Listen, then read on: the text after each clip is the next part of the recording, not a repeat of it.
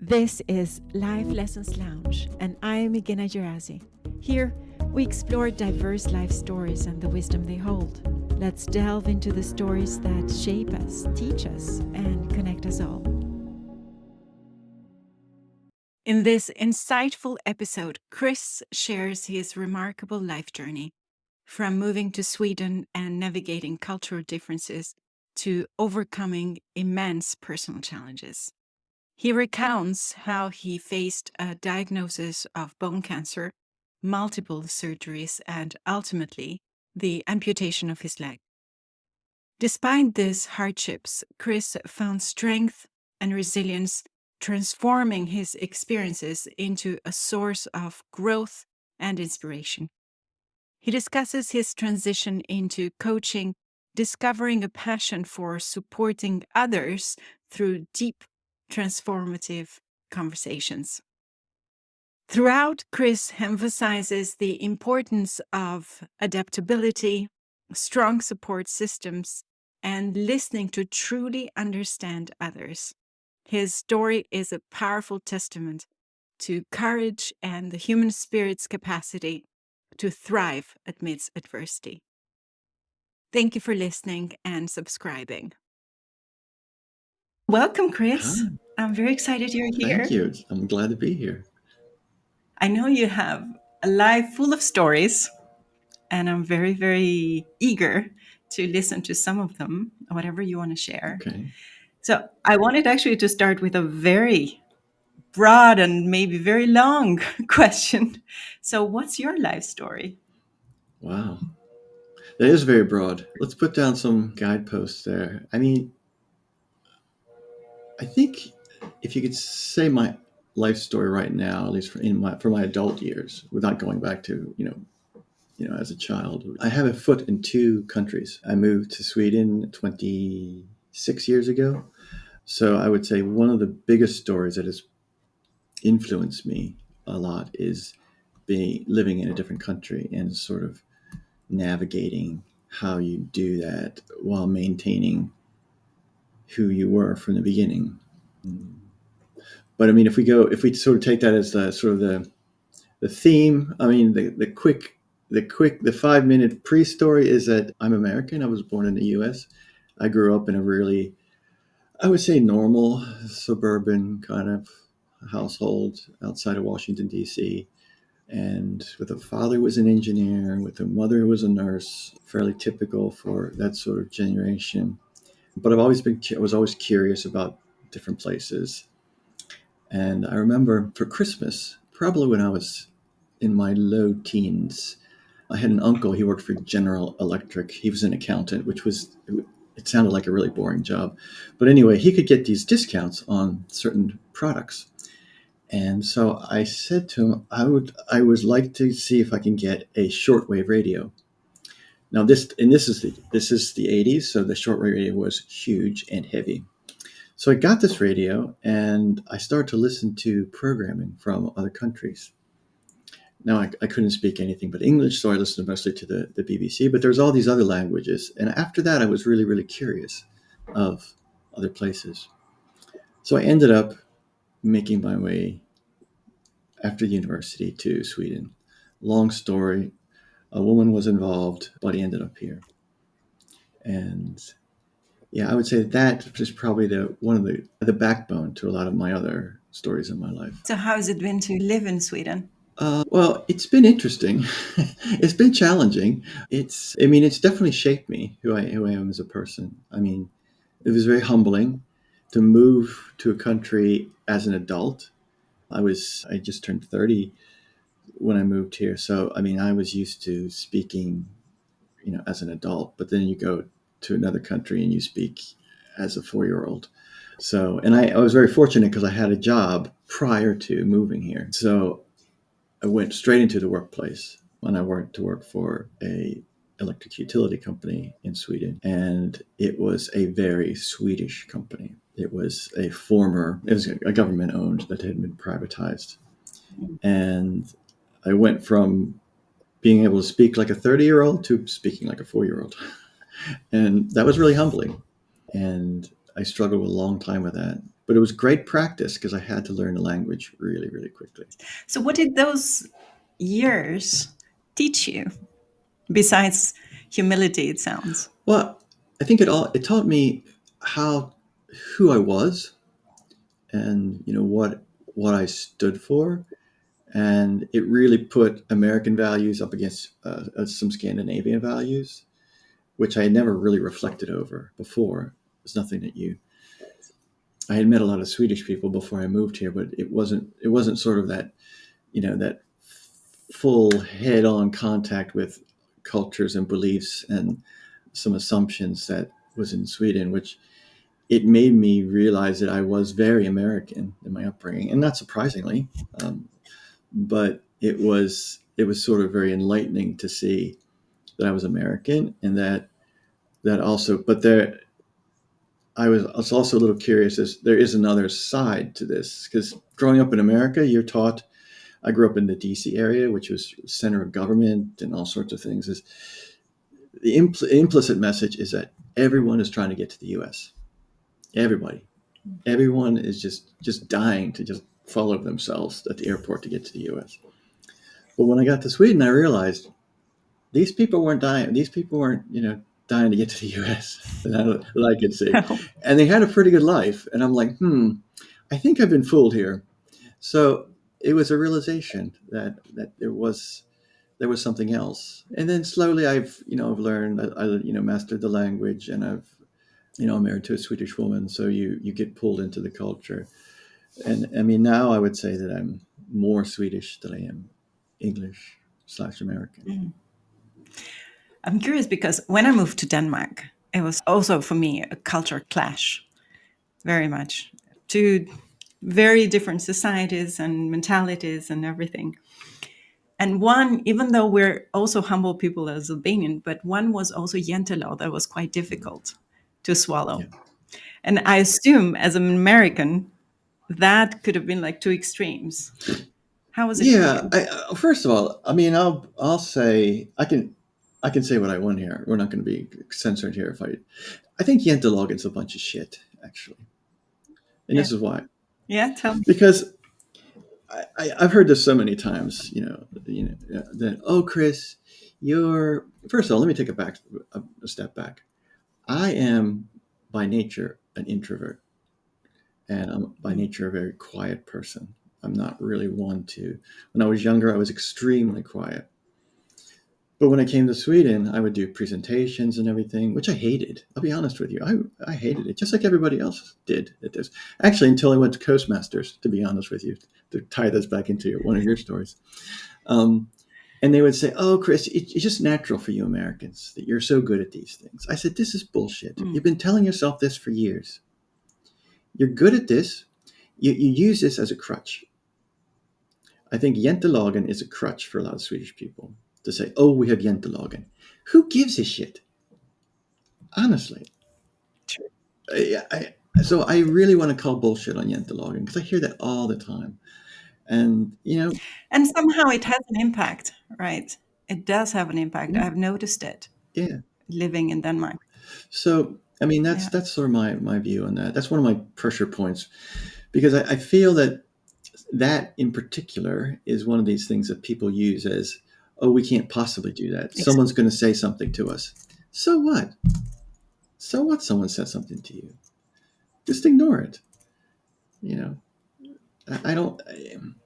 I can. And then you can. Then I can say that it's useful. I mean, it's popular here because there's a lot of social pressure here to do things a certain way. So, which it wasn't the same. It is in the U.S. too, but not the same way. So that's my view on Jentelagen. So if there's any Swedes out there, if you suffer from Jentelagen, come talk to me because it's crap. I love it. No. Yeah, that's true. And coming back to you, Chris.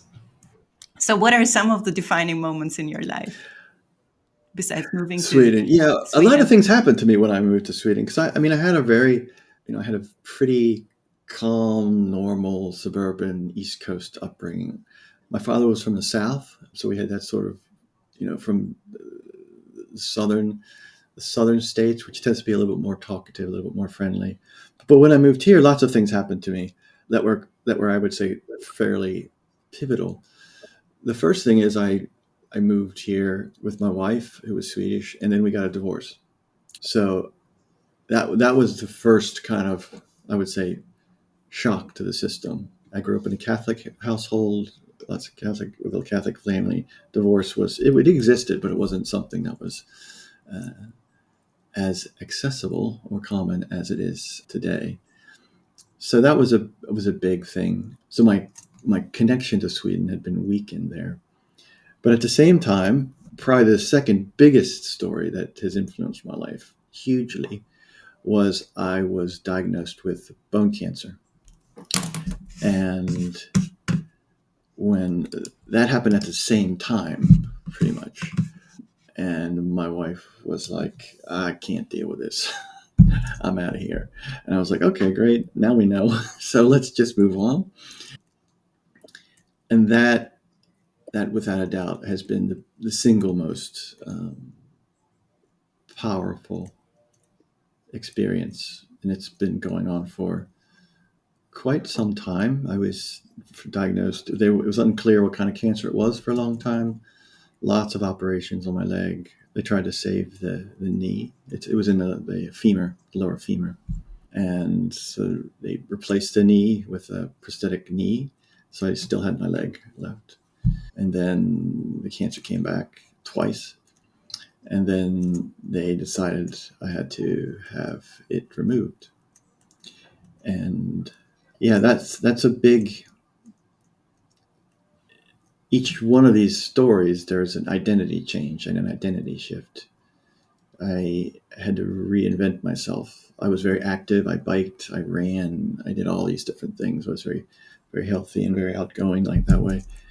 And then when you lose a limb, you can't do all those things. And not only was it that, it was my image of myself, but I think what's more challenging was the image of what other people had of me, which I think was actually the hardest part for me and for them. Is, I had worked here for, at that point, 5 or 6 years. So, people knew me in my workplace, two legs, people knew me, my friends. And then all of a sudden, you have one leg. And I think it was very hard for a lot of people to say, to make sense of that. It was hard for me too, but I think when you live with it, it's somehow easier to grasp it than somebody else. No one knows what to say. Cancer, it's like that's the conversation killer. No one wants to talk about that. And then if you throw on top of that having missing a leg, then they're like, then oh shit, what the fuck do I talk about? And that has really been a constant, I would say, challenge, an area of development through my entire life. I've since then I've had reoccurrences. I had metastasis in my lungs. I've had more operations. I was talking to a friend recently, and he was like, "How many?" He was actually going into the hospital, and we were having a conversation, and I started to say, well, think about this and think about this. And he's like, shit, tons of stuff about being in the hospital. I was like, I have to say, I'm good at being a patient, but it's good to be helpful. But I think I've had over 10 operations, and spent lots of time in the hospital and lots of time in physical therapy. So I think that was, but, and that sounds, I can see in your face, this is a very serious thing. No, it fills me with compassion, It's and actually. it's one of those things where I really wouldn't have it any other way. Mm. And I know that's going to sound weird to some people, but it's really made me into the person that I am today, which I'm very happy with. It's given me a way of viewing the world that I think it's made it easier to adapt to things. I mean, I've always had to adapt to something. First, you have to, after the operations, you have to learn to walk again. And then you have to, after the amputation, then you have to learn to walk with a prosthetic leg again, and what that means. And what that means when people see it. I have a black leg in the summertime.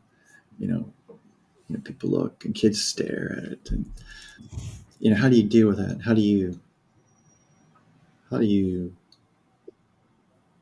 create that filter that's going to let you live, and you can try to ignore that. It's hard to ignore, but you try, and all these different things. And so I'm happy for that.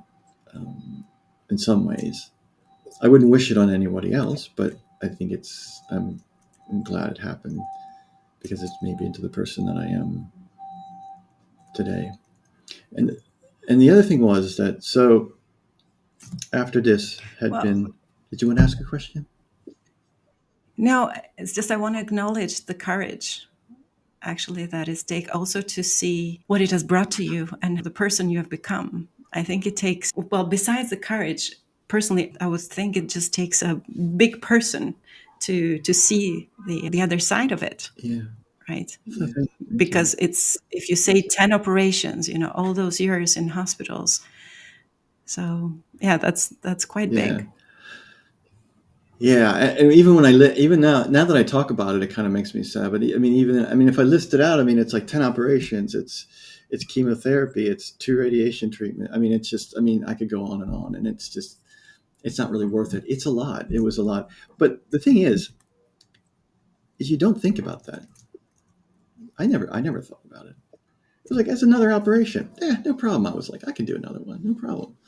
I had my regime. I would get in the best shape I could going into the operation because I knew that I'm going to have to do some rehab after it, and then just go for it. You can't. I don't think you can stop and say, "Oh, woe is me." That's not going to really do much for you, Mm. really. But how did you find that strength inside? Some people have asked me this, and I don't really know. I wish I had this magic solution that I could say, if you do that, you're gonna. I think I had a great support. I had a great support system. That's the one thing you learn from having all this thing. Mm. It's very humbling because you realize you can't do everything by yourself. And that was probably one of the Yeah. hardest things for me because I was very independent. I was living by myself. I moved to Sweden and I had a job, all these different things. And then I couldn't. I had to have nurses. I had to have people for a long time, I couldn't have a prosthetic leg. The, the, the leg had to adjust itself to not being loaded anymore. So it took a long time for this to happen. So I had to, I needed to depend on other people, doctors, nurses, but most of all friends and then family.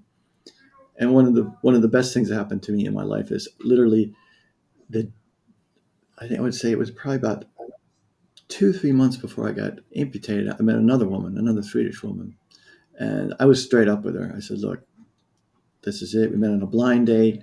I said, I got all this shit going on here," and she's like, "That's okay."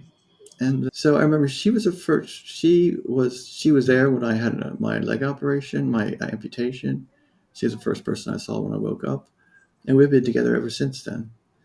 So it's Oh, a so bit of nice. a, and not every person's going to do that, who has the courage and the interest or emotion or whatever is ready to do that. Because I sort of at this point viewed myself as kind of broken, can't say, Mm. it's not going to really work well on Tinder, right? Hey, swipe on by, Good, you were not in No, Tinder no, this was times. not in Tinder times, but it was very. There was a lot of things like that went through your mind, and I would say that having a group was really important to be able to get through it. And my family has been great. They've been over to Sweden countless times for all of my operations, and very involved in the discussions with the doctors. How many video calls we had with them in the U.S. There's tons. So yeah, I would say that sounds kind of like a lame answer, but that's sort of what it was all about. And then just be adaptable, just be like water. And I also realized if I was angry, because I met a lot of people who the same thing happened to, more or less, and who were really angry. Mm. And I'm like, I didn't want to be one of those people, really. There's a lot of people that I met who are amputated or have cancer or anything like that, and they just kind of give up. They sort of, it's not like it was before. I'm not really interested, and it's not. It's not. Well, I won't lie. Not a day goes by that I don't miss my leg, but I know it's not going to grow back. So then what the fuck are you going to do? That's kind of what I. And this is how, and this is it's influenced how I coach too. Sometimes because people are like, I don't know what I'm going to do. I said, well, what the fuck do you think you can do? And I would literally say those words. I mean, what. Um, so it's definitely influenced my. I would never have gone into coaching if this didn't happen to me. I'm fairly certain of that. Wow, what an impact, Mm. right? So what I'm curious about, it's also that happened, and it seems like it has been some time ago. Well, yeah. The thing about it is, and it's we're in a curious. It's a very curious time we're in. So if I can sort of kind of continue the story. So I had my leg amputated, and then I had metastasis in my lungs, so I had to do scans of my body frequently, very frequently, to see where it's going to pop up. And it's usually in the lungs because that's a very vascular organ. And I had two there, and I did two lung operations and two radiation treatments. And that was so I've been seeing a doctor, an oncologist, for the same oncologist for 20 some years, 20 plus years. And about 12 years ago, I didn't get any more metastasis. So we kept doing the scans. And then about 2 years ago, she says, it's been a lot of years now. It's been 10 years. And usually that's when we start to talk about, that maybe you don't need to do these scans anymore. And on one hand, I was like, yippee. But then the other hand, I was like, whoa, I'm not so sure about this. I said, I felt kind of safe when I could do these and get a confirmation. And it was very nervous. I mean, waiting for exams, having doing these exams, I did a cancer test every quarter for 15 years. And every quarter they would say, I would do a test, and then I would wait for her to say yes or no. Ooh, the nerves. Yeah. Yeah. And that was extremely, extremely. And there was lots of times, and I have the best relationship with my oncologist. She's the best woman, the best doctor I've ever been. And I have had tons of doctors, but she's been the best doctor I've ever had. I have her mobile number, her personal mobile number, and she would call me, all clear each time, all clear. Oh. So then, last spring, we had a meeting. And she said, this was going to be our last meeting. Yes. You do not need to come and see me anymore. And it was very hard. It was I'm getting a little emotional just talking about it. It was really hard. A super person, a super great doctor, someone who met a large role in my life. And so she said, it's time for you to go.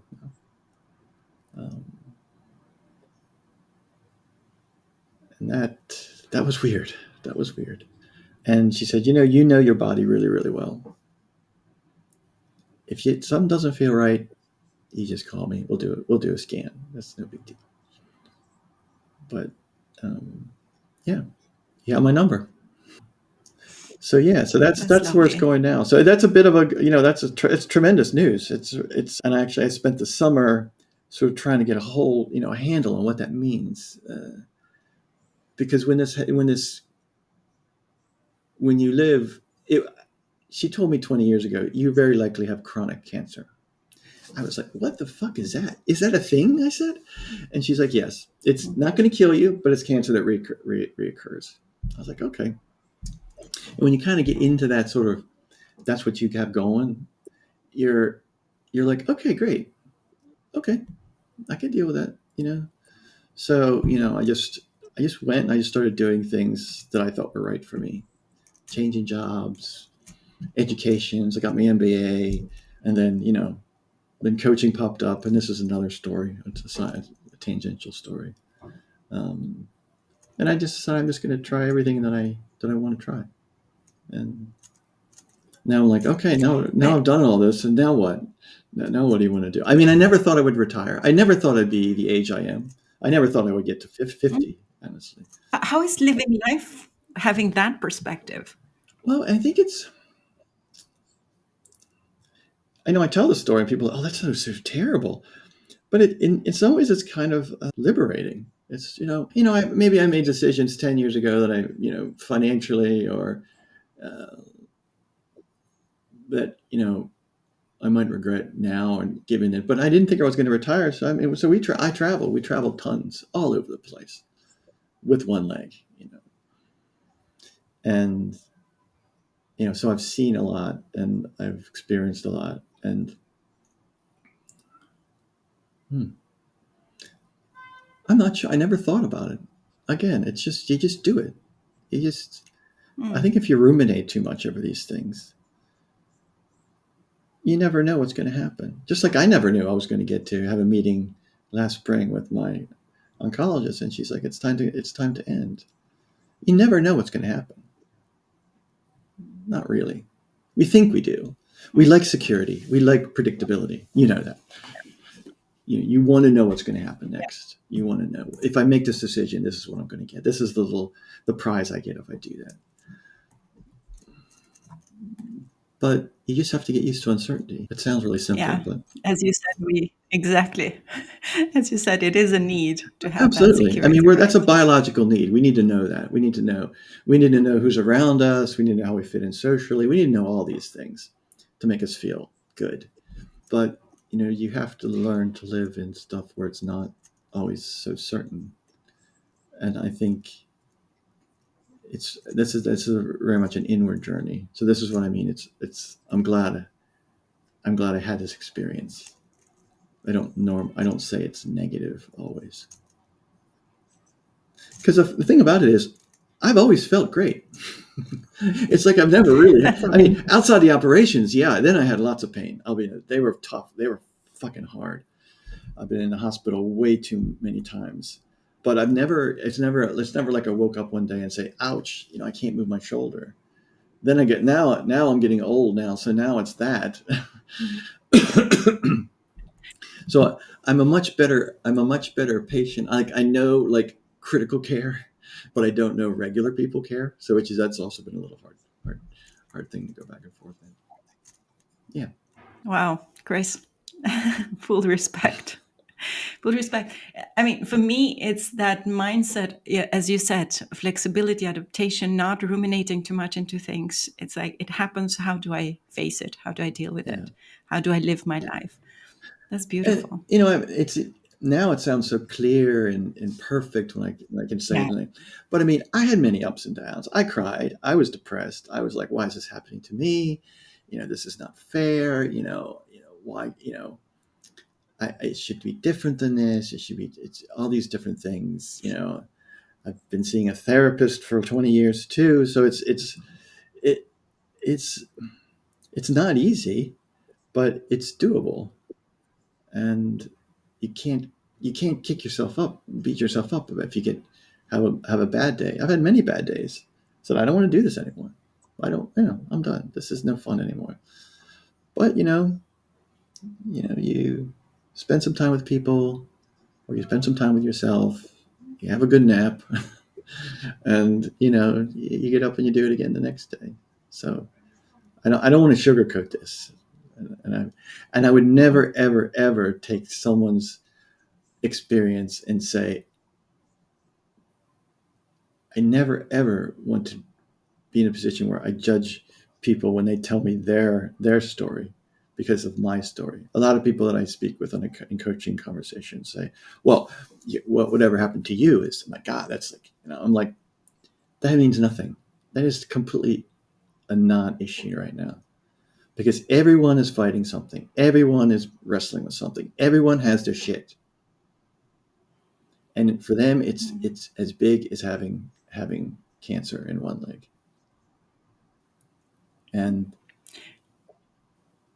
so I'm quite humble about it as well. I mean, I know people that have had 10 times worse experiences than I have. I know many people that have died, that have passed away, that I've met through the years, and these different treatments. So I try to keep things into perspective that way. That's beautiful. I get that actually when I invite people to the podcast. And it's very much like, oh, my life is just so boring usually. And people compare with each other a lot, Yeah, right? And I always say, well, we all have a life. We have lived things.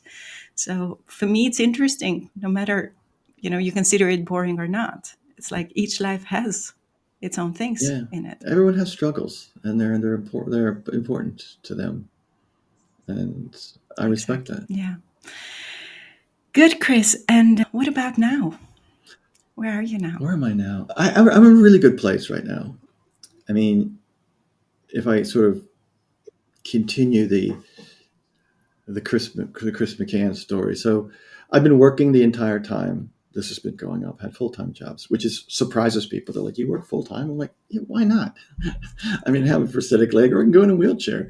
Um, so, I mean, I've had lots of jobs. I've been a teacher. I've worked with design and UX. I worked at consultancies, product companies. But then my the last job that I had, I became a team lead. And previously, I had been asked to be a team lead or manager, or whatever you want to call it.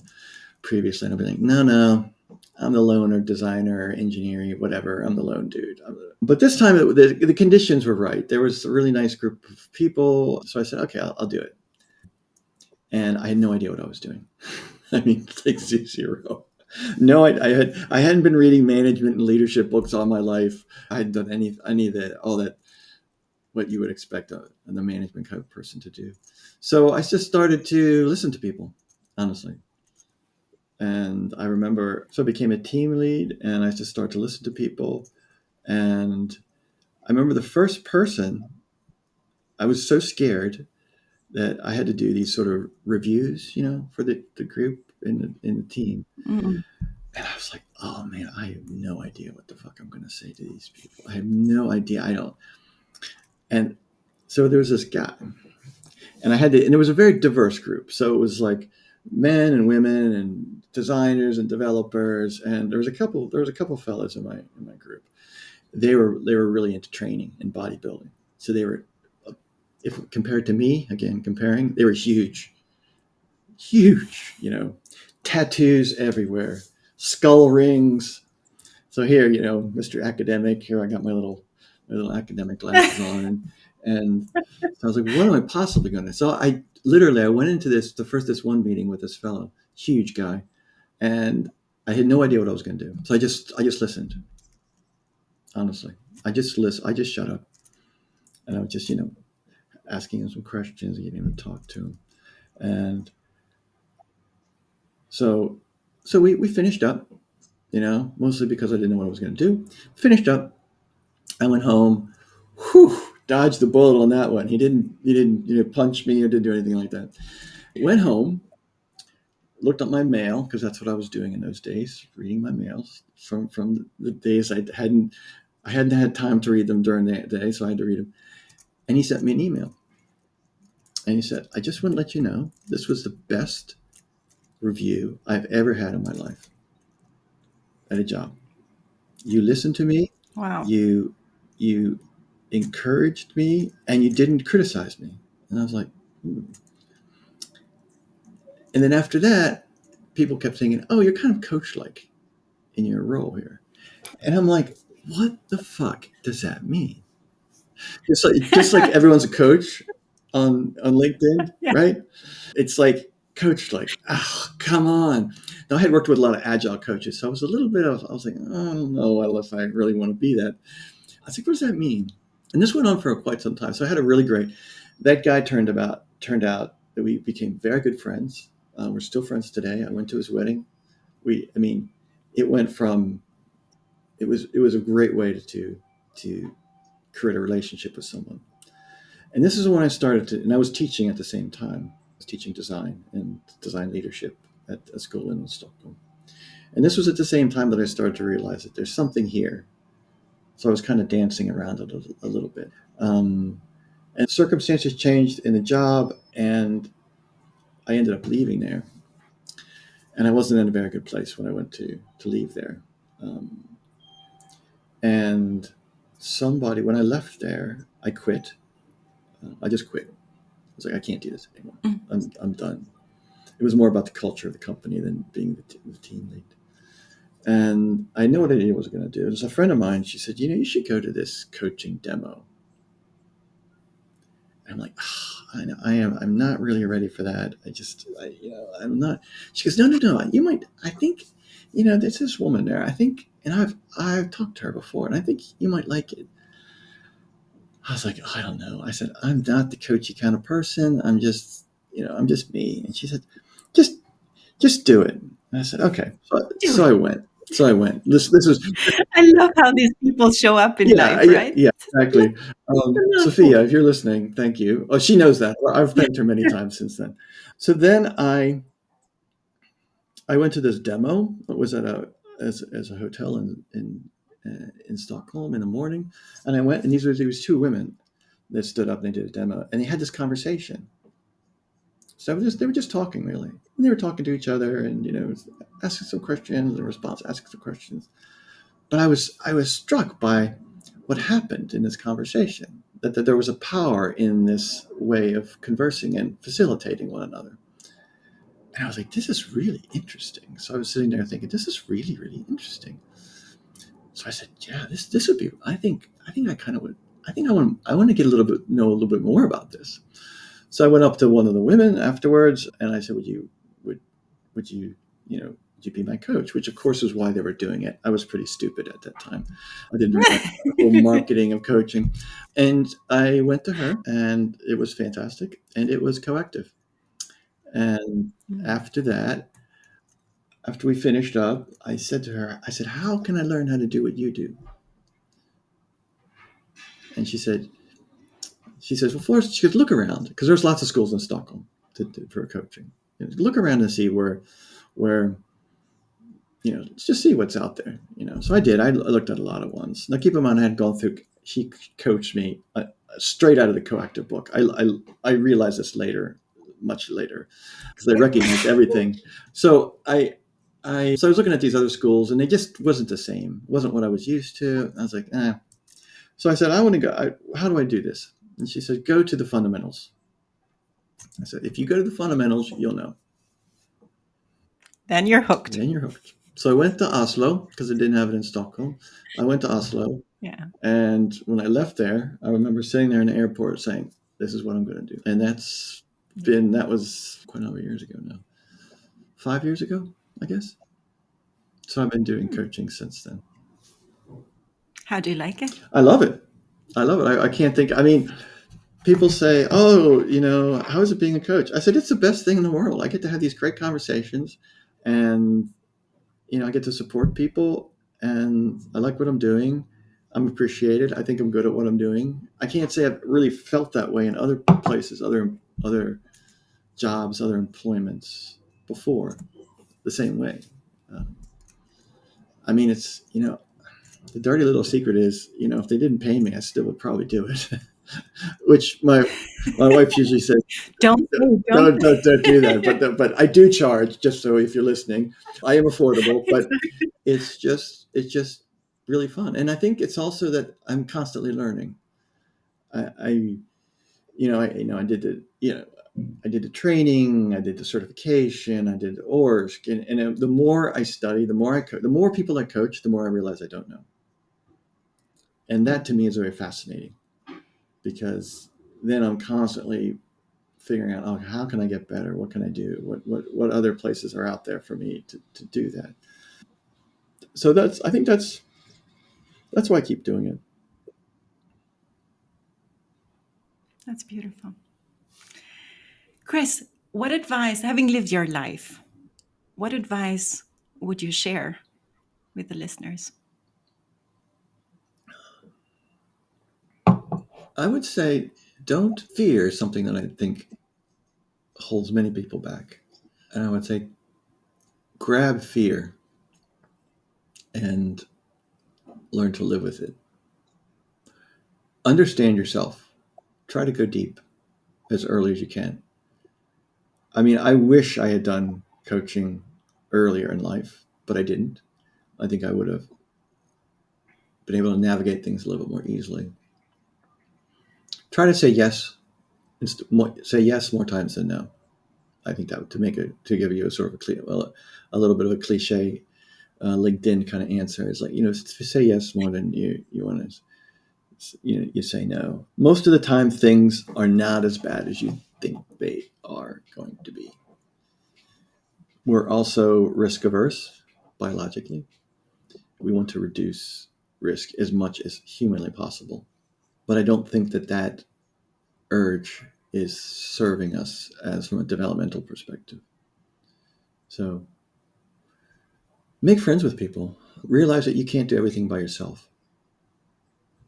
Learn to collaborate, learn to communicate, listen. Yeah, well, obvious. I mean, listening has shown up a number of times in my story. So I mean, definitely listen, and listen to understand. Don't listen to win. Jennifer Garvey Berger talks about this, all these different ways of listening. Don't listen to win or listen to correct or listen to interrupt. Listen to understand. And just be happy. Be kind to people. Don't be an asshole, I would think would be another way of saying it. I wish I knew you were going to ask me this. I would have tried to prepare a little bit more LinkedIn bits of. Answer. Okay, good. This was perfect. Good. Yeah. I mean, also value relationships.